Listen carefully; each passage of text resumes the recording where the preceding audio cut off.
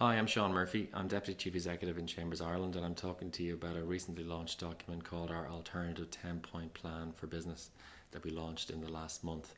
It features 10 suggestions that we think can help get this country back to work while also supporting SMEs as they face what is an unprecedented downturn in the history of the state.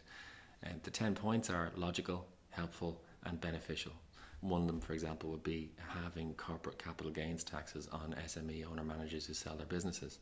Capital gains taxes are currently north of 30%, and we feel that's a very high level to pay that doesn't discriminate between an entrepreneur creating jobs, creating businesses, and a person who's involved in share trading, for example.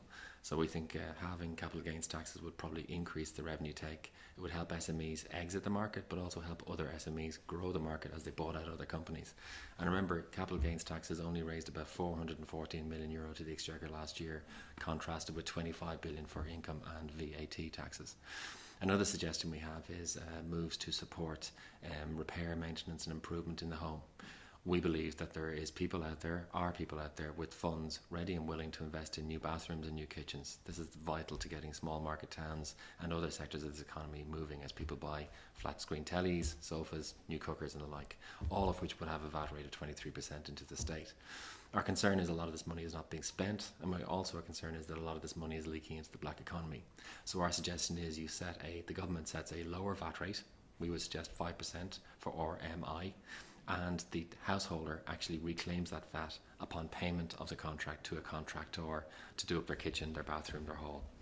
In this way, you actually keep legitimate construction businesses going, you keep that tax in the economy, and you actually get money currently sitting in bank accounts because of people's fear for the future spent in the economy, which paradoxically gets things moving again.